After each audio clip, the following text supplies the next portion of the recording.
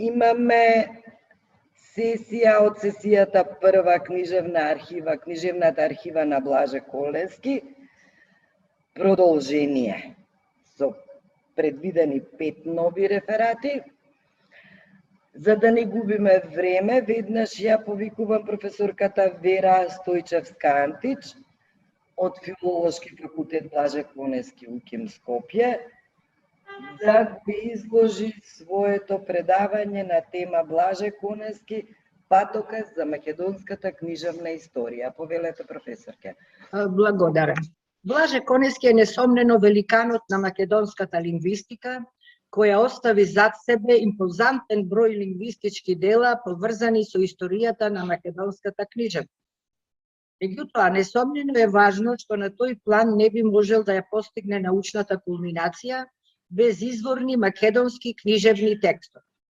Ингениозниот ум, паралелно со лингвистичките интереси и резултати, тој ја гради историјата на македонската книжевност, зашто е во постојана потрега по изворните показатели, кои детално ги проучува и дава извонредни резултати.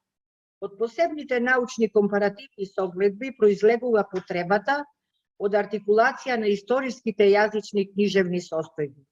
За да може да го последува континуитетот на македонскиот јазик, Коневски не тргнува од 1944 година, кога Република Македонија се избори за собствена национална и државна посебност, како што би сакале одредени кругови кои постојано војуваат против македонскиот континуитет, туку тргнува од оформеноста на старословенскиот литературен јазик, во чија основа влезе дијалектот на македонските словени од околината на Солун, од селата Тух, Сухо, Зарова, Висока и други, кои по 12-тиот век се разгрнува во црковно-словенски јазик во повеќе словенски редакции се до 19-тиот век.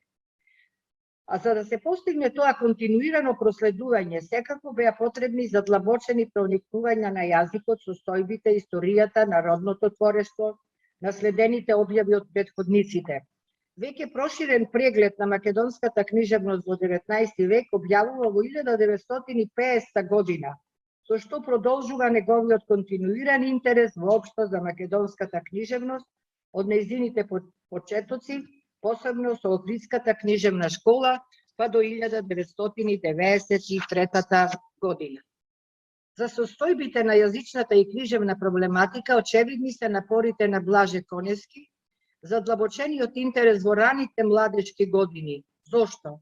Блаже Коневски, кој е роден на 19 септември 1921 година, по завршетокот на НОБ во 1944 година има само 24 години, што значи само што дипломирал словенска филологија на Универзитетот во Софија.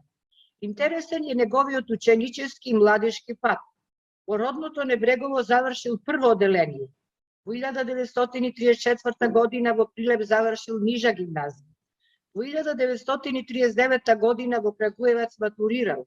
Во Белград запишал медицински факултет, но само по еден семестар го напуста и продолжува студии по словенска филологија во Белград.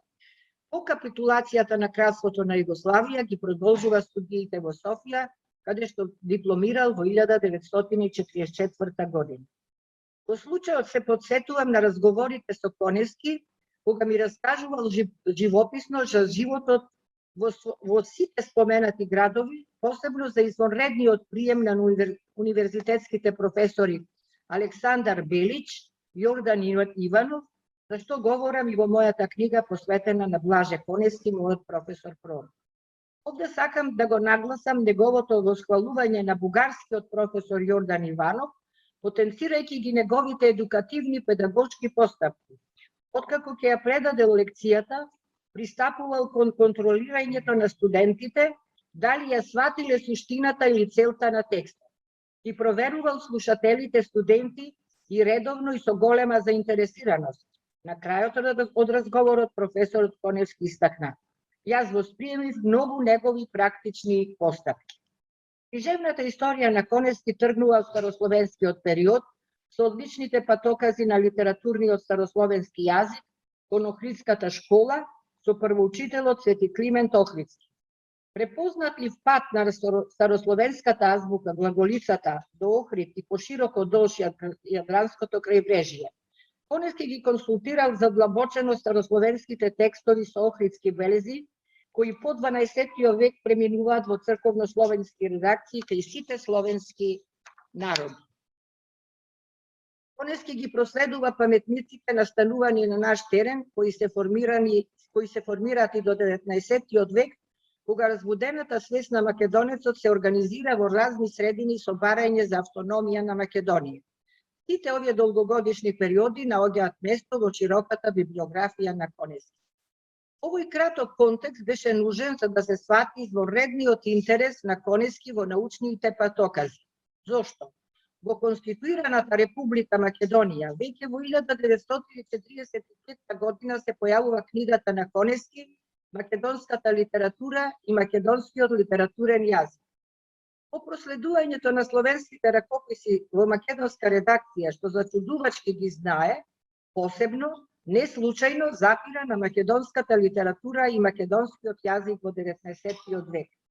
И проследува македонските текстови и автори кои пишуваат на македонски јазик, но без устроен литературен јазик.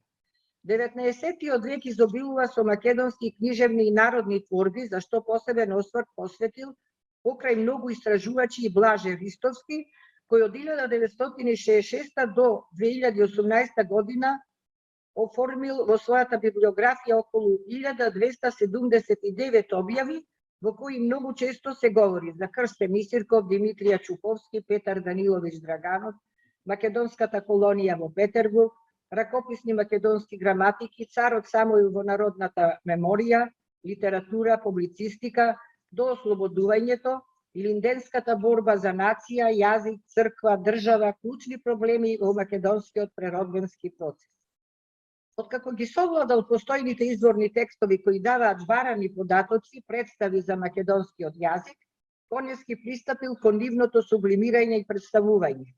Во посочената книга од 1945 година очевидно дека ги представува споени нишките на тие текстови и автори. Кога се осврнува на состојбата во 19 век, започнува со четиријазичникот на москополскиот калугер Даниил, настанал околу 1762 година, речник со грчки, албански, влашки и македонски текст. Даниил укажува дека со својот текст има намера да биде пошироко прифатена грчката култура преку учењето на грчкиот јазик. Македонскиот јазик е предаден со питолска основа, но испишана со грчки букви. Покрај чекорите на панелинизмот се представува македонскиот говорен јазик разбирливо без литературна подлога. Конески заклучува, но друго носеше развојот, славјанската писменост во Македонија. Славјанската писменост, трудно пренесена од традицијата на зафрлените цркви и манастири, ја дочекуваше својата нова пролет. Веќе двајцата први македонски книжевници од 19 век, Јоаким Крчовски и Кирил Пејчиновиќ, се монаси кои се трудат да пишуваат на прост народен јазик, разбран од народот. Конески ги сумира резултатите и на двајцата книжевници преку одличното разгледување на нивните дела, со одлики на македонските говори според местото каде што живееле и работеле и двајцата.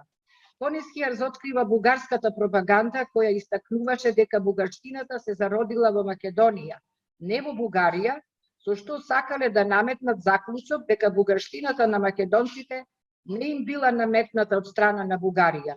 Тоа го подкрепувале со примерот на Пајси, роден во Банско, Пиринска Македонија и така натака, и во целокупниот реферат ги изнесувам натамошните преокупации на Блаже Коневски со одредени личности, особено со Глигор Прличев и со други македонски дејци, што сакам да нагласам дека уште во 1945 година напишал историја на македонската книжевност, а ние знаеме во Институтот за македонски јазик, дури во 1987 година излезе првата научна петотомна книжевна историја. Благодарам. На професорката Антич за ова синтетизирано излагање за интересите на Блаже Конески. Професорката Антич се обиде на кратко да ги воспостави оние црти со кои Блаже Конески го покажува континуитетот на македонскиот јазик и книжевност и неговиот сестран интерес, како и можноста за токму тој сестран интерес извлекување синтези кои што и денес би можеле да ни послужат во аргументацијата на тезите, против тезите на бугарите за Македонија. И благодарам на професорката. Сега го поканувам Гоце Смилевски наместо Радомир Виденовиќ. Колегата ќе се приклучи подоцна. Институт за македонска литература УКИМ Скопје. Сеќавањето како диалог, дневник по многу години од Блаже Конески. Повели Гоце. Благодарам. И направам еден преглед на или она што еден мој научен прилог во зборникот кој ќе излезе под оваа конференција. На почетокот би сакал да кажам што е она што ме поттикна да размислувам за сеќавањето како разговор како Конески. Тоа е оној дел, оно автобиографско парче кое токму се вика разговор во дневник по многу години, каде што вели монологот не суштествува. Монологот е измислена работа. Зовам ова за да го продолжам разговорот. Самиот наслов на оваа книга, дневник по многу години, има нешто од она постапка книжевна која руските формалисти ја нарекуваат астренение или очудување, бидејќи дневник е она што се води ден по ден, а она што се запишува уште не е во вистинска смисла на зборот станато минато, ога се уште е еден вид на сегашност, работа на денот во кој го запишуваме. Веќе истиот тој наслов, после тоа дневник држи по многу години, што е нели некарактеристично, атипично. Тоа го објаснува и самиот Конески во предговорот, каде што вели дека тоа е една отворена форма однова на сеќавањето, но од друга страна дека не му е попријатно токму така да се сеќава од на таква дистанца, затоа што вели кога се води дневникот на вистина, како што се води ден за ден, ден по ден, човек може да се задржи на работите кои тој ден му биле важни, кои му се чинеле впечатливи, кои мисле дека оставиле трага во неговиот живот, а од друга страна да ги испушти оние важните. Токму кога ќе се наврати на минатото од на таква дистанца која што тој ја има, вели може да се искаже она што се вселило во душата на хроницерот, некаков лирски подневил, некако размислување, некаква случка. Постига Конески една свесност во самите записи однесена, дека не може да му се верува на минатото, односно на сеќавањето за минатото, како што вели и во разговорите со Цане Андреевски, нели објавени онаа книга разговори со Конески што има Андреевски објавено, тој вели јас сум свесен дека сеќавањето има една карактеристика која значи изместување на она што било минато, што не доведува одново во дослух со она што го пишува Пол Деман во една негова студија која се нарекува The Autobiography as Defacement, што мислам дека би се превела како автобиографија како обезличување. Имено таму тој говори токму за тоа прашање дали може да се верува воопшто на автобиографијата, не е тоа самата по себе фикција, дури и кога оној кој пишува, оној кој го запишува своето сеќавање, сака да биде точен, сака да ги искаже фактите, а не аменува својата стварност во согласно со тоа каква представа и слика сака да остави за себе.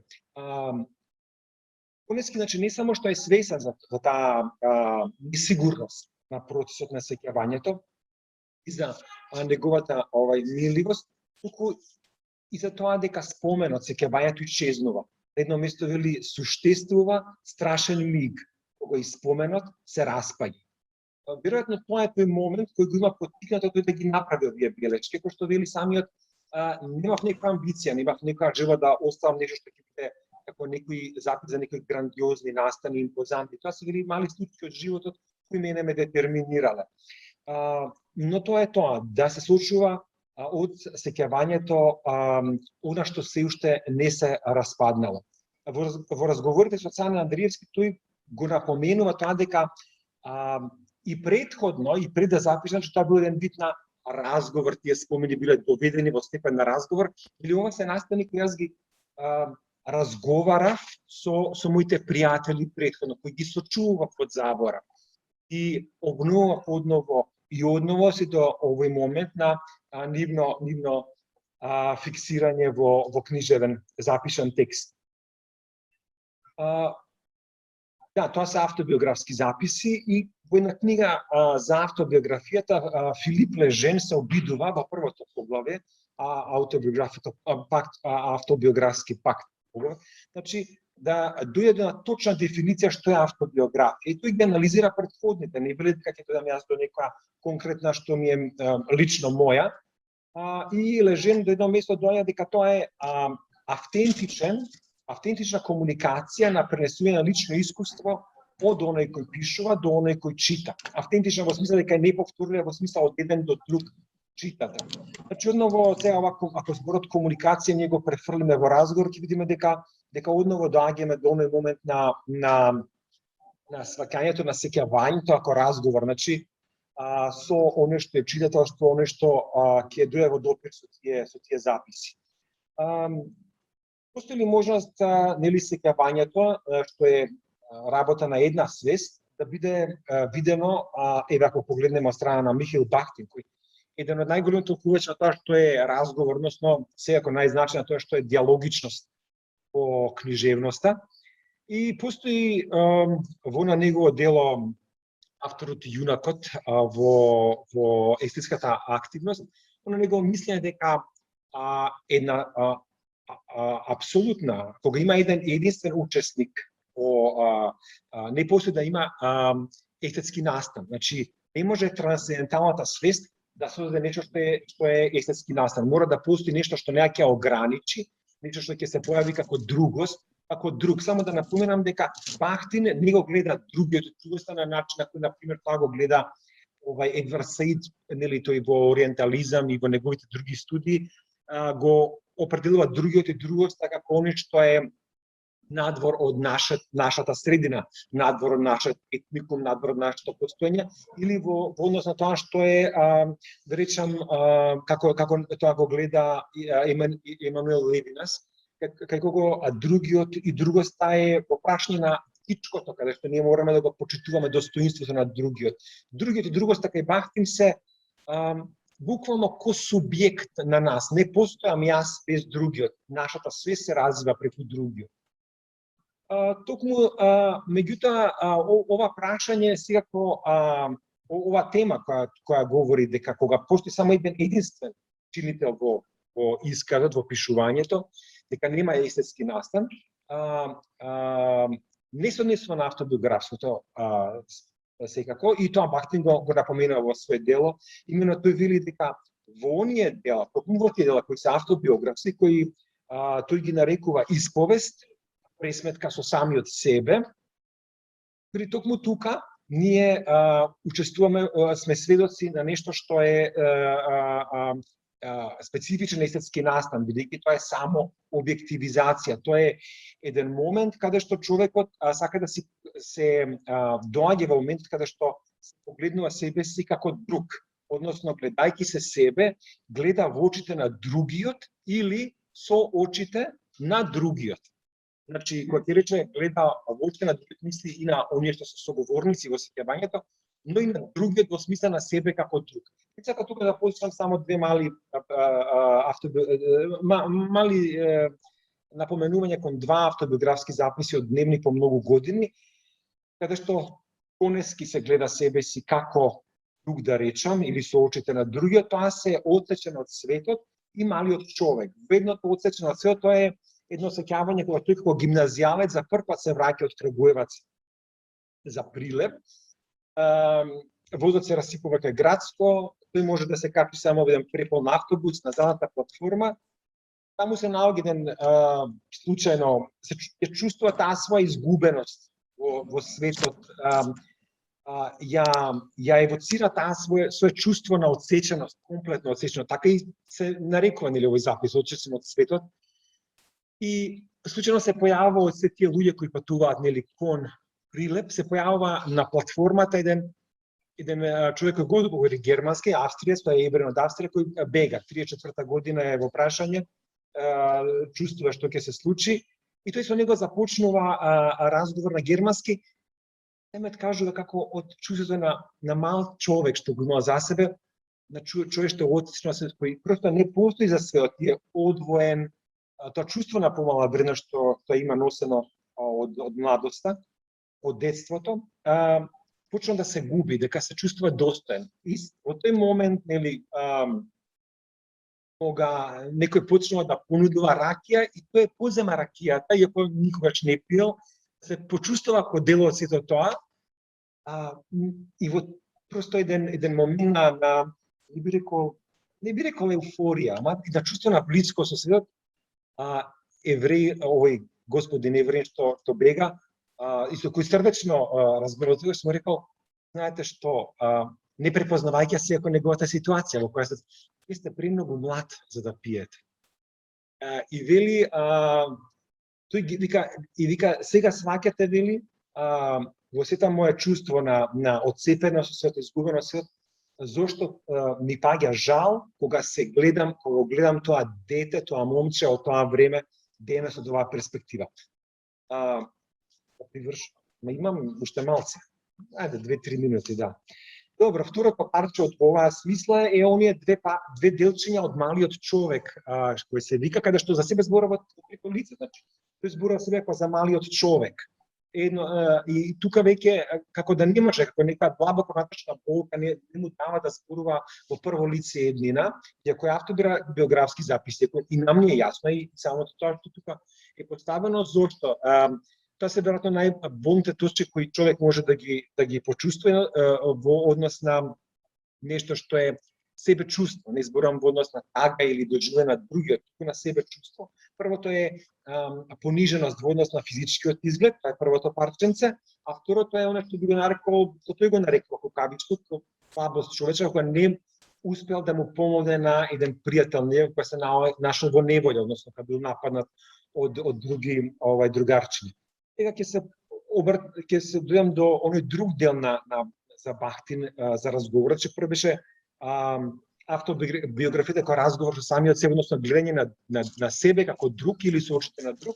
Второ дел е во однос на полифонијата, имено кога станува збор, односно кога тој говори дека ние постоиме само во однос со свеста на другиот човек, само кога ја имаме, кога сме блиски до свеста на другиот човек, односно кога она што ние го носиме во себе разговара со другиот, и дека се е еден разговор, не би должел, бидејќи времето го поминав, само ќе позачам, мислам има повеќе примери, ама ајде нека биде средба во рад, што значи тоа да се доживее свеста на другиот и себе преку свеста на другиот. Средба во рад е едно сеќавање за неговото одење во Париз, кој му се чини бескрајно туѓ град, но тој наоѓа сепак човечка близкост со еден руски емигрант кој бил, се презива господин Бутчик, бил библиотекар во Институт за славистика во Париз. И тоа е многу интересно, дека она што е во тој далечен за него и туѓ град, најнаш препознава во едно, како што вели, намрштено лице, е блиска фигура. Затоа што тој самиот господинот Бутчик говори колку французите не можат да го доживеат она што е руска книжевност, не сака да го признаат руска култура. После многу години тој се враќа конески таму, не очекува дека тој е веќе жив, тој бил тогаш пред пензија, меѓутоа вели на десната страна од институтот ме пречека, вика, господинот Бутчик и ми рече, вели, вика беше поднаснан, вика човек што секогаш беше наморден, вика, да знаете, вика, јас конески, вика, не очекував дека ќе ве сретнам. Вика ќе ме сретне, вика следната средба, вика ќе ме биде во рајот, вика да знаете, вика, јас ќе ве чекам на десната страна од портата од рајот. И она што еве го тој диалог со свеста на другиот кој се проицира дури и во иднината, значи Куневски вели и вика јас знам, или ја која декларира која тис, вика јас знам сега, вика, дека и во овој момент, вика, господинот Гутчик, дека вика од десната страна, вика ми се ближи времето, и тој ме чека од десната страна на рајот. Тоа е од прилика тоа она што сакам да го кажам. На некој начин тоа звучи целото негово сеќавање овде изложено на Куневски, звучи на некој начин кој повик за разговор со сеќавањето, што од друга страна и нели не ја повикува во нашето сеќавање насловот на автобиографската книга на Владимир Набоков или Speak Memory или зборува и сеќавање, како да го повикува и самото сеќавање да говори на еден разговор. Ви благодарам. За ова интересно излагање. Барајќи го Куневски помеѓу дневникот, мемоарите, автобиографското и наоѓајќи го начинот за едно толкување во диалошката форма, она Мартиновска, чувме едно интересно излагање и толкување на мемоарите по многу години. Сега јас поканувам на Мита Субиото, Блаже Куневски и неговите релации со словенечката академска и културна сфера. Повели на Мита, го имаш своето време. Благодарам. Голем поздрав до сите, најпрвин од Љубљана, а посебно до драгите колеги од Институтот за македонска литература. Ви го честитам јубилеот и ви посакувам уште многу успеси. Благодариме. Да, се слушаме. Се слушаме, благодариме за желбите, имате поздрав од сите наши колеги тука. Добро, во моето излагање ќе биде представен придонесот на Блаже Коневски кон македонско-словенечките академски и културни релации. Податоците се од самите сведочења на Коневски, значи од дневник по многу години и од разговори со Коневски, од текстовите на Бистрица Миркуловска, од незината книга Премостувања, од некои архивски материјали од досиеата на лекторите по македонски јазик на нашиот филозофски факултет во Љубљана, од порталите на Словенечката академија на науките и уметностите, периодика, словенечки литературни списанија и се разбира од публикуваните словенечки преводи на творештвото на Блаже Коневски и некои други дела. Самото истражување покажа дека споменатите релации, значи на Блаже Коневски со словенечката академска и културна сфера не се бројни, но секако се многу битни, би кажала и клучни, што ќе се обидам да го покажам преку 6 точки сумирани. Прво, Коневски и формирањето на лекторатот по словенечки јазик во Скопје и лекторатот по македонски јазик во Љубљана. Значи, за времето кога се формира тие лекторати, Коневски е шеф на катедрата за македонски јазик и јужнословенски јазици, а придонесува така што ќе ја охрабри Бистрица Миркуловска да се пријави на конкурс за лектор по словенечки јазик и незината богата работа, или само ја докажува незината способност и правилна иницијатива на Блаже Коневски. А од друга страна, Коневски пишува препораки и позитивни оценки за елекција за првиот лектор по македонски јазик на Филозофскиот факултет во Љубљана, академик Блаже Ристовски, а и за неговиот наследник Драги Стефанија. Тие документи, значи, оценките се напишани на македонски, но со латинично писмо. И еве само една реченица од оценката на Драги Стефанија, вака пишува Конески: другарот Стефанија го познавам уште од неговите студентски години како вреден и сериозен работник. Тој направи тогаш дипломска работа за Охридскиот говор. Второ, Конески и неговите престои во Словенија. Ги има неколку, но ќе спомнам само два. Првиот е во Блед во 1950 година, на првиот меѓународен летен семинар за страни слависти, каде што се среќава со Хорас Ланд, кој подоцна ќе ја напише и првата граматика на македонски јазик за странци. А вториот негов престој е кога Конески е на одмор во Словенија, но токму за време на Скопскиот земјотрес, за што пишува во текстот во земјотресот во книгата Дневник по многу години. Ќе цитирам еден дел од тука. Откако се свршија тие подготовки, во јули отидов на одмор во Словенија, во Полјанска долина. Се сместив во еден мал хотел со само 20 соби во село Турија. Сега една забелешка, јас мислам дека тука станува збор за селото Требија, бидејќи селото Турија не постои во Словенија, и сега ако успеам, еве би споделила тука еден проспект од 1963 година, туристички, мислам дека станува збор токму за овој хотел, ова хотелче тука на оваа фотографија.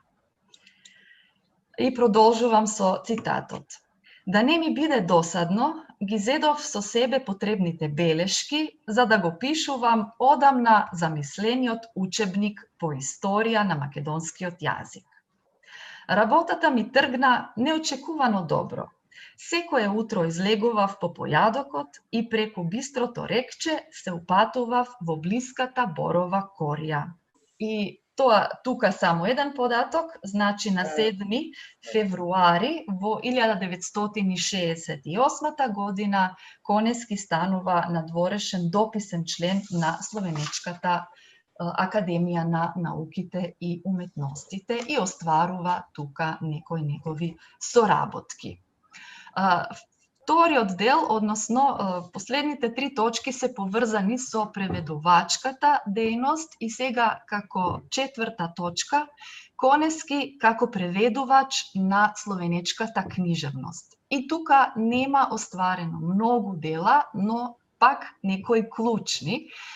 Бистрица Миркуловска констатира дека Конески е всушност прв книжевен преведувач од словенечки на македонски, бидејќи уште во 1948 година во списанието Нов ден објавува преводи на 3 песни од Отон Жупанчич, меѓу нив и антологиската Долгот на поетот, или Веш поет свој долг.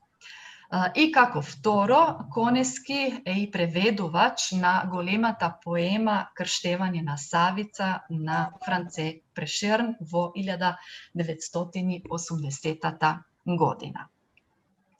Пето, Конески е иницијатор на транслатолошки истражувања на релација македонски-словенечки. И тука сведочи Бистрица Миркуловска дека токму Конески ја потикнува да пријави тема за магистарски труд со наслов Јазичните проблеми во поетскиот превод од македонски на словенечки јазик и од словенечки на македонски јазик, а Конески го води и менторството. И последно, литературното творештво на Конески на словенечки. Значи, во истата година, кога Конески ги објавува преводите на Жупанчич, во Словенија се појавува и првата антологија на македонска поезија од Фран Петре и во него е печатен преводот на песната Тешкото, направен од Фран Албрехт. Од тогаш до 1980 година поезијата на Конески е објавена во неколку литературни списанија, а и во 3 самостојни книги, но главно станува збор за преобјави на везилка со додавање на некои нови песни, а вклучен е во уште 2 антологии, значи во 63-та година и 76-та година. Значи, вкупно тука се објавени 90 песни, а на словенечки го имаме и неговиот есеј Марко К. Цепенков, објавен во 3-тиот том од обемната антологија на југословенскиот есеј, во превод на Јанко Модар, инаку најмногу песни од Конески ги преведе Иван Минати.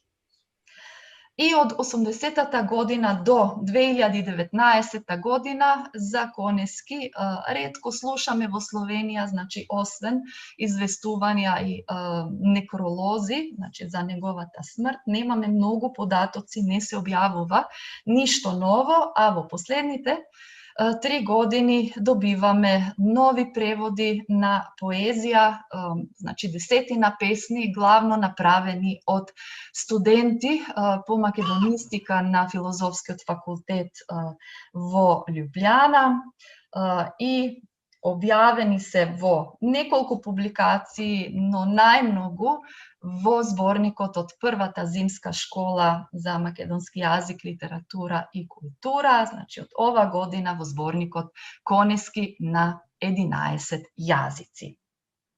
Значи, денес или оваа година, кога ја обележуваме 100 годишнината на Конески, на словенечки се објавени околу 100 песни, односно литературни творби на Конески, а се надеваме дека до крајот на годината ќе го добиеме и двојазичното издание на циклусот Марко Крале.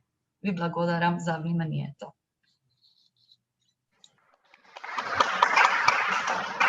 Благодариме на колешката Субиото.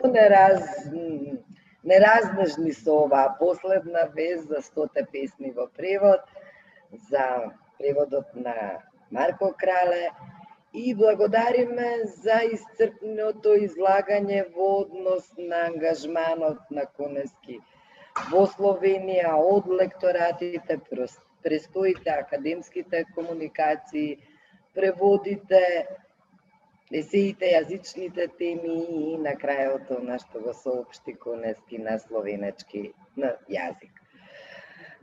Да преминеме, благодарам уште еднаш, да преминеме на наредната тема.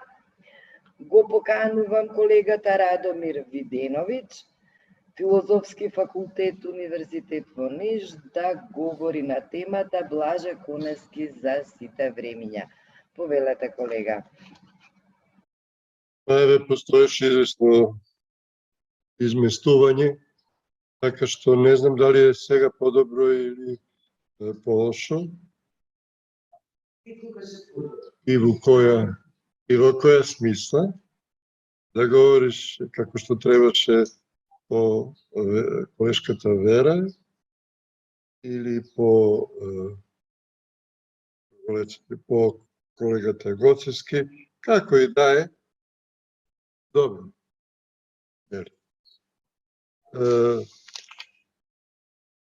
Мојот труд носи наслов Блаже Конески за сите времиња.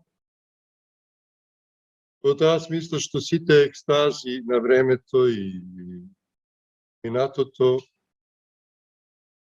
кое што можеби и не минало, посебно, и сегашноста, како некој си премин, ако сме ние премин, и иднината што предпоставувам е неизвестна, iako ponešto i se gleda. Мојот професор Стардело, пишувајќи за Блаже Конески, рече дека со се што се зафатил Конески, од тоа направил најмногу, најдлабоко, највисоко или направил вишина, како што вели во една песма самиот.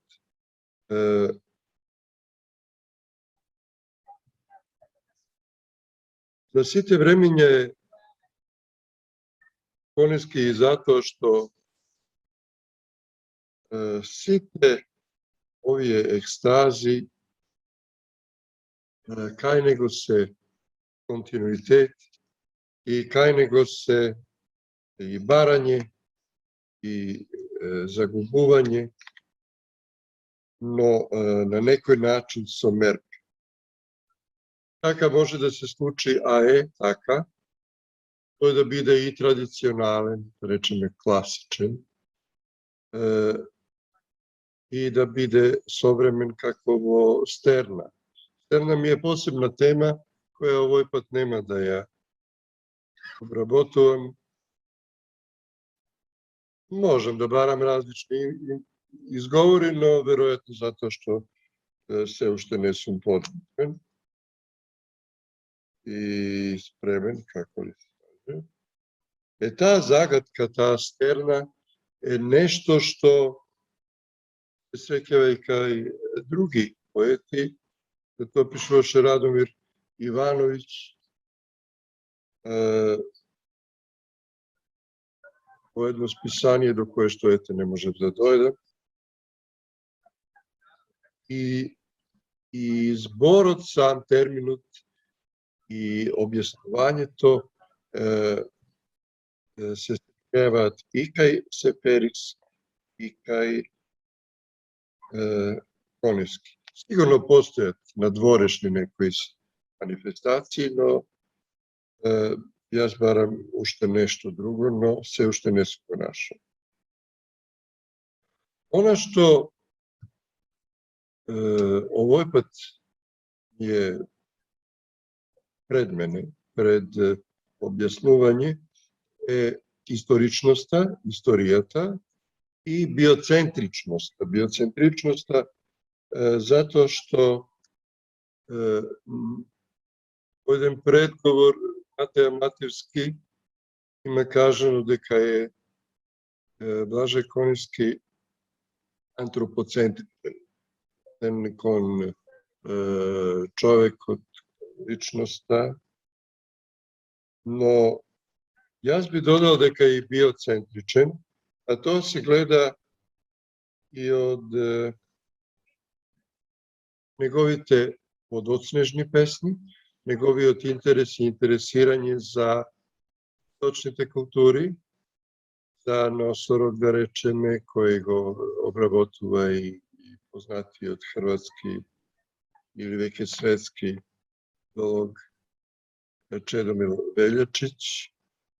Исто така, од источните култури се и Гилгамеш и слични текстови, кои што на различни начини дошле до Конески, не дошле сами, ги барал и ги нашол. И исклучително е актуелна таа тенденција на биоцентричноста како актуелно оживување на еве сега овие настани, викам така, сите така некако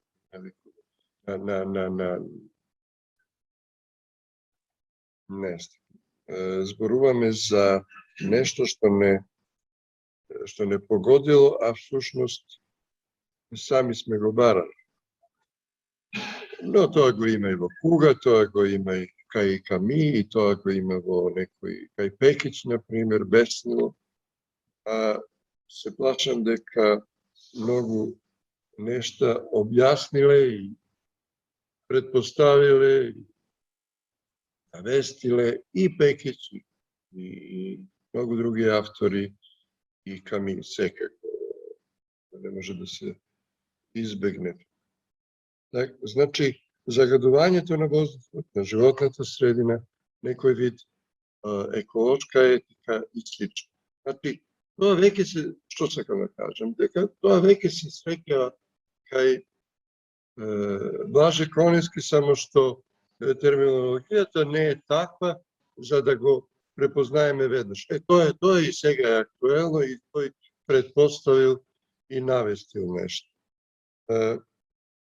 Всушност тоа може, таа биоцентричност може да се поврзе со неговиот интерес за источните култури, за толеранцијата, за биоетиката. Сакам да покажем дека постои некоја разновидност и ренесансна разновидност во талентите на Блаже Конески. Тоа е една биоетичка парадигма. Еве тука денеска слушнавме и за зборникот кој се занимава со етички, па претпоставувам и со биоетички прашања. И има корени и во далечните философии, далечните за нас. Како што е џаинизмот, на кој му припаѓаше и Ганди, но и другите, и нешто малку помалку и така биоетиката која ја промовира загребските професори, тоа е интегративна биоетика, која најде и на добар и на, не знам, различен одек, затоа што секогаш има завидување, за лоша намера, па дури и во блиските средини, така да кажем. Но пред се, овдека се работи за почитување на животот како таков, што го среќаваме и кај Швајцер, Швајцер, лекар, доктор, но и етичар.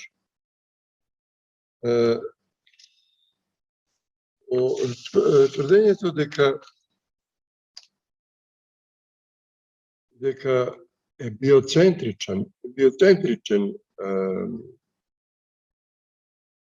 Конески, се некои трудови, не можам сега да се сетам на авторите, мислам дека една од нив е Маријана Киш, исто така колешката Момировска и уште некои, кои говорат за некои метафори кои се среќаваат кај Конески и кои се однесуваат на флората. Гледам во програмата дека и Ивица, Иван Джепаровски, утре, веројатно, ќе изложи нешто слично, поред насловот, претпоставувам. Но овдека, значи, се работи за еден светоглед, се работи за не во некоја си посредувана, како да кажем, варијанта, тоа е естетско доживување на свет. Ако е тоа нејасно, или ако од естетското се подразбира, или ако подразбираме само нешто што е убаво или што не е убаво, естетското е поим кој што е малку поширок, така што тоа естетско доживување на светот во хаику поезијата, например, и во другите уметнички форми на исто многу подобро.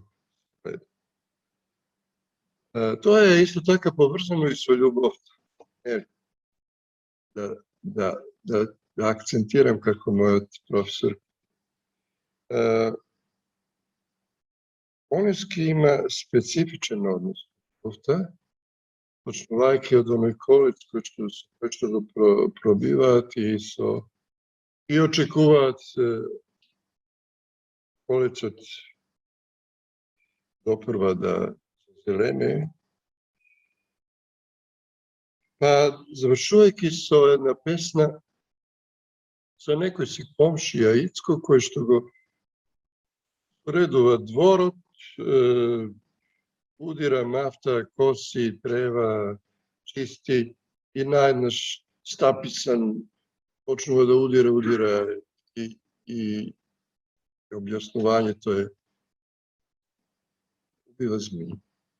Убива две змии кои биле по некаква екстаза, љубовна и кои не го ни видело. Биле речки. Треба да знаеме дека многу често сме агресивни и насилни тогаш кога се плаши. Тој се исплаши. Да не било така, ни змиите не би завршиле така. А Конески на сето тоа вели, не знае каква љубовна приказна прекина шијата Ицко, добро се сеќам. Тие биле, значи, Тока. И не помислувал каква убава приказна прекина.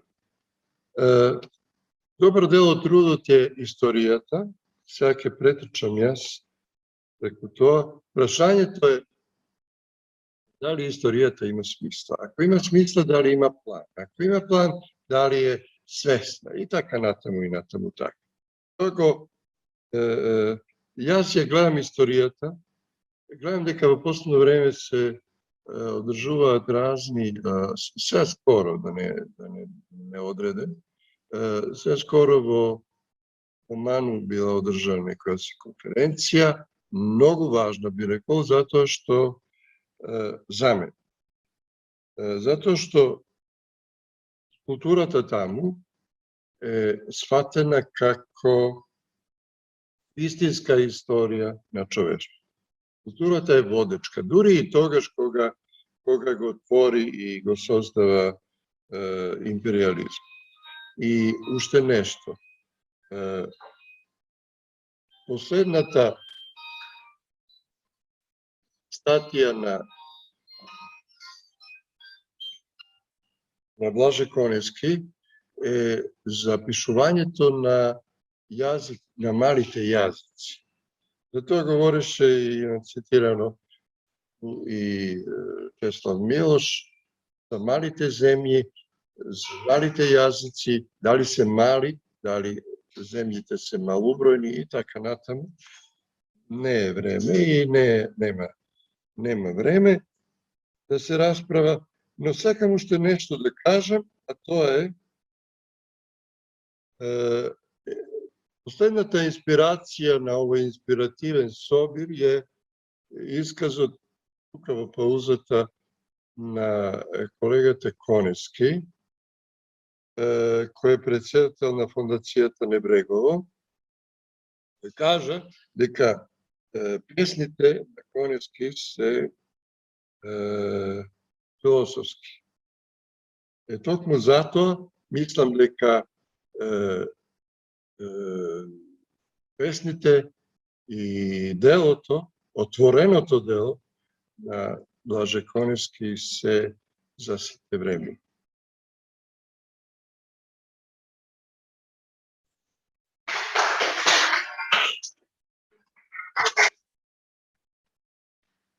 Благодарам на колегата. Се во ред со техниката, не во ред со моите вештини. Му благодарам на колегата Виденовиќ за едно, може би, сосема нов агол на видење на творештвото на Конески, биоцентричноста или еколошката етика или биоетиката поврзана со Конески, колку што јас знам, била предмет на интерес до сега, што иде во прилог на тезата дека Конески е исцрпна ризница за толкување од различни агли. Значи имавме 4 излагања кои беа прилично интересни. Колешката Олга Пашкина од Македонскиот културен центар од Москва со незиното излагање Блаже Конески во препев на руски, за жал нема да биде во можност да се вклучи, така што оваа сесија малце го минавме времето, ама остануваме во рамките на толеранцијата и отварам дискусија по предложените реферати и по оние што претходно ги слушнавме, ако имаме нешто да додадеме. Повелете, колеги. Немам дискусија, не знам каква поднос на рефератите, сите донесоа нови видувања, де факто, во оваа сесија. Им благодарам на сите учесници, меѓутоа тргнувајќи од првиот, да речем, првиот на Гоце рефератот за сеќавањата, слушајќи го колегата од Србија Радомир, наеднаш, чувствувајќи дека до мене седи сладко колегата од Хрватска, а притоа настапуваше на Мита од Словенија, и кај мене се побудија оние чувства за ју просторот и колку Конески всушност ги зближувал тие југословенски народи. И покрај тоа што имам кажано, забележано дека може би во рамки на Југославија, с размерот на како предмет во книжевностите, македонските автори беа многу минимизирани во споредба со хрватските и српските, меѓутоа сепак беа застапувани и сите тие некако, барем Блаже Конески не зближувал.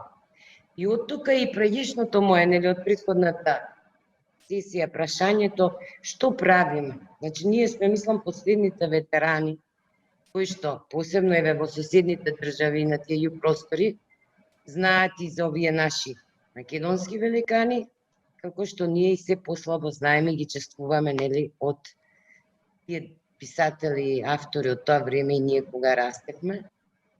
И тука е она прашање, што правиме за младите, и не е дека само оваа година ние ќе наброиме 30 манифестации, 50 за Блаже Конески ќе се одржат до година.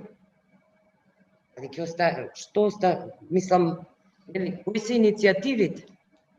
И така ми најдојде едно сеќавање дека во тој период ги имале оние средби на југословенски писатели, на тие дискусии, на тие дебати, едни со други се критикувале, се поддржувале, и колку сето ова, мислам, некако целата оваа ситуација не направи по непознати еден. Колку што бевме толку здружени, од друга страна сега стануваме се подалечни и се помалку се познаваме. Благодарам. Дали имаме за дискусија уште некој? Дека ние сме се уште близки. Не, ама ние овие генерации. И дека се уште е генерација што овде по оваа конференција и по оваа сесија, кога сме се собрали, сите да дебатираме за Конески. Од Словенија, од Намита, Тоа го рече. Некој генерации. А најди сега млад, така да Да. Тоа е тоа што сакам да го кажам. Одлично само седнат овде. Прво, многу е посериозна работа. Политиката е нешто друго. Некогаш политиката и литературата, културата се среќаваат, за жал. Некогаш има и не знам. Предпоставам дека би можел да има и поинакви политики, но во некои други времења, кои што сигурно некои дочекам. освен ако нема втор, трети, не знам кој живот. Сериозна е работата. Имало и порано недоразбирање. Направите споредба со Хрватска и Србија, додека на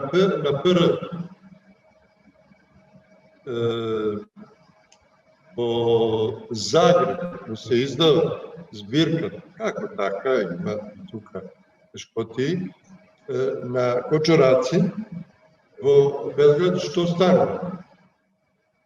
Не знаете? Во апсурд. Значи, не бил односот секогаш идиличен, не бил братство убиство, се зборим.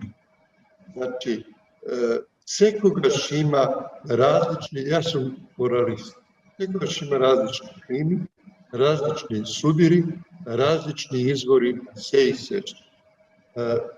Овдека, веќе сега ќе го искористам овој момент, овдека работеше 13 години Павел Павлович, кој говореше за тоа, кој е исто плуралист, за кого имам напишано книга, објавена во Скопје, и книга која што ниту сум ја добил, ниту сум ја видел. Ето, и тоа е еден од примерите. Како и да е, пред известно време во Ниш, Дејан Тијаго Станковиќ доби европска награда. Се направи халабука, фрка, халабалак. А во Македонија, макар и од Македонија добија неколку автор. Ево едниот, кој е голем автор, а и тоа затоа што има некој си филозофски шмек, а е богами и Лидија Димковска. Така што не е можно да се направи некоја општа оценка, но вредните луѓе, добрите луѓе не може да ги раздели ништо. Ни политики, ни разни изми. Ето. Толку. Ви благодарам. Ета, Маја, повеле. Ограничувам дискусијата на...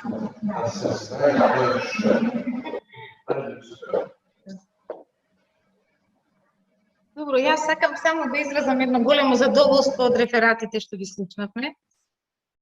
Некако, оној наслов на Виденовиќ, Блаже Конески за сите времиња, навистина инспирира.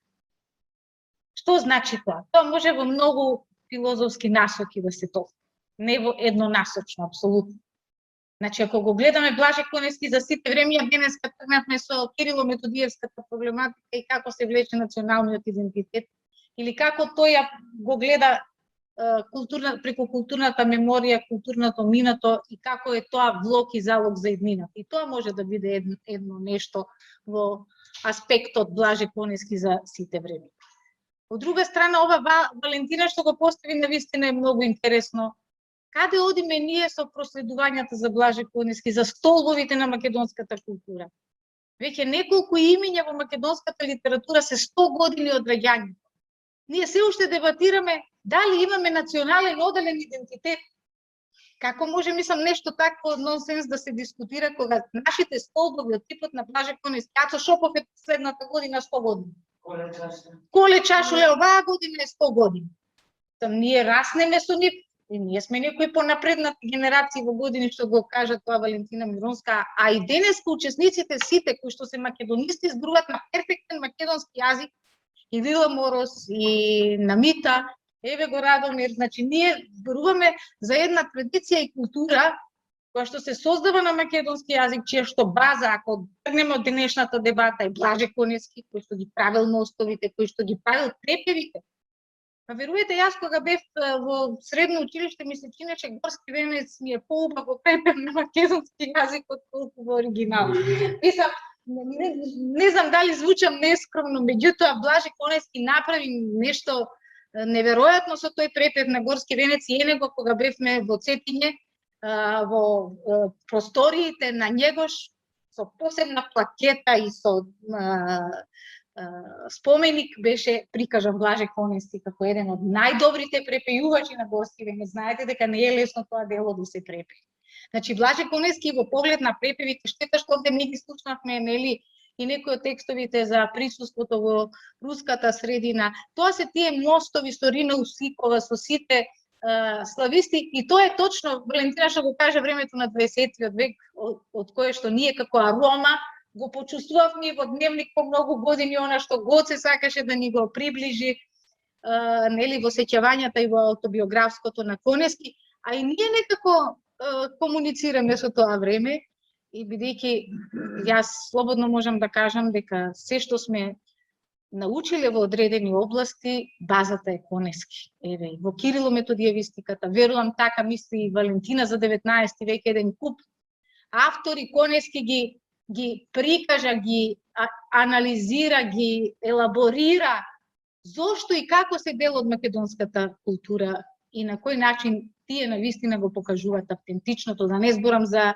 секторот на Лорета, кој што е 20 век, литературата, Илика и Јасмина, која што ги пофатува врските со балканските, нели, народи земји. Јас само сакам да изразам едно големо задоволство што еве ова е една интернационална сесија каде што учествува и повеќе представници кои што влог во македонистиката го гледаме и преку нив. Тие се последователите на Конески во Љубљана, во Москва,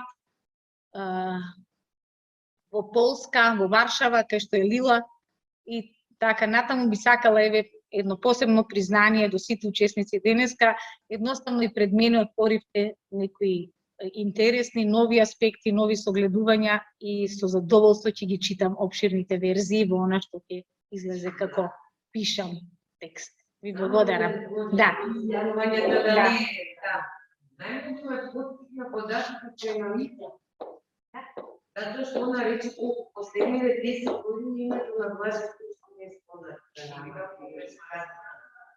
Да, сега омагина направила 150 години. Блаже Конески нас на обидени од денеска. Да. Тоа беше поттикот. Не разбрав. Да, добро, и јас се најавувам. Јас се извинувам, може би. За колегите што се онлайн, колегата Витеровиќ сака одговорница. Ова е некој викинг повреда. Sa големината на величината на Блаже Конески. Трупата ми е 90 години и се кое што е Блаже Конески, кај е дека јас имам, тие нешто као кај. Тука не се изцрп, морам да го спомнам Осети Обрадович, кој не го познам. За Вук Канаджич, имате што да имаше Селимович и мој пријател, непријател, Светество Басара, за проблемите што ги направи на српскиот јазик со упослување, праја, блага. Значи, треба да се додаде тако, ушо е човек што е досетеј и може уште некој. Значи, сето тоа, затоа и не пишувам за досега не се пишувам за Блаже Конески, затоа што било овемно и длабоко да можем да опфатам, да станам некака си посебна литература, имам простување, оние што имаме угали книги на српски, што се шарат жопи и не знам какви, ама Штори. Значи, тоа е прво. Тоа е првото. Треба да се свати и Македонија е на добар пат. Македонија е на добар пат, тоа е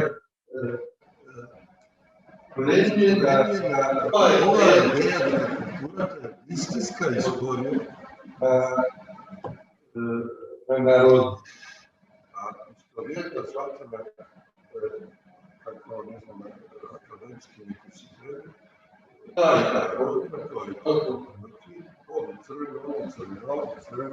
Ovde 16 milioni, ovde ne, to ne bila moja, to je bio stari, i tako karakter,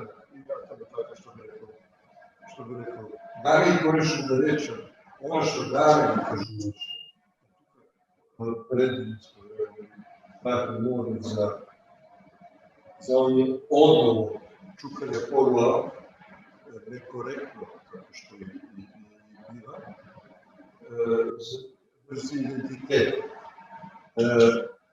Sad ti kažem nešto što ne bih ga objasnio, imam najedno, mislim da je moj prijatelj filosofski koji napiše da nekoji narodi došli do predsjeda jazikom na sredinaka i svega tvrdat, samo zato što se prostor uvijek, nećemo govoriti, tvrdat da šite nema svojstven jazik, a predsjeda drugi jazik. Da nekoji kopši svirali niži tatarka, niži tatarka, ne slučajno. Sad se razbog ne se razbog, ne se razbog. I sad verem, ja samo trebam. Благодарам. Дали има уште некој за дискусија? Сакам еден збор да кажам јас. Со завршето, со тоа веројатно и ќе завршиме. Ме мачи прашањето што го постави колегата од Хрватска, како се Крамарич. Што би направил Блаже Конески сега? Мислам дека не знам што би направил Блаже Конески. Тој направи тогаш кога тој живееше и кој што тогаш, кога во тие услови можеше што да направи. Меѓутоа, дефинитивно знам дека ни недостасува таква личност како Блаже Конески, сестра темелна, умна, дипломатски настроена, образована, со увид во многу нешта, за да може да одговори како Блаже Конески. Ми се чини немаме сега таква личност, или како што би рекол Мицковиќ во романот за Марко Крале, мислам се викаше насловот, нас очајнички ни треба личност како Блаже Конески. Во таа насока може би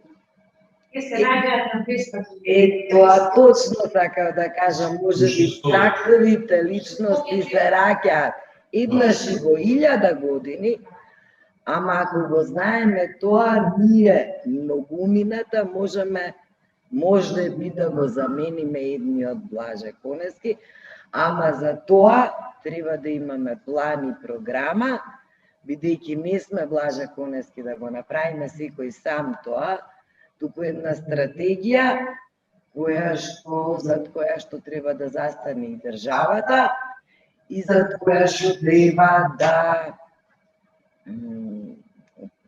постои желба да се спроведе до крај. Ми се чини одговорот на прашањето на Крамарич е тоа, дека нас ни треба стратегија, од таа стратегија работа, ако не може да не свика некој од инстанциите што не основал, тогаш можеме сами да се организираме. Не може политиката да направи стратегија.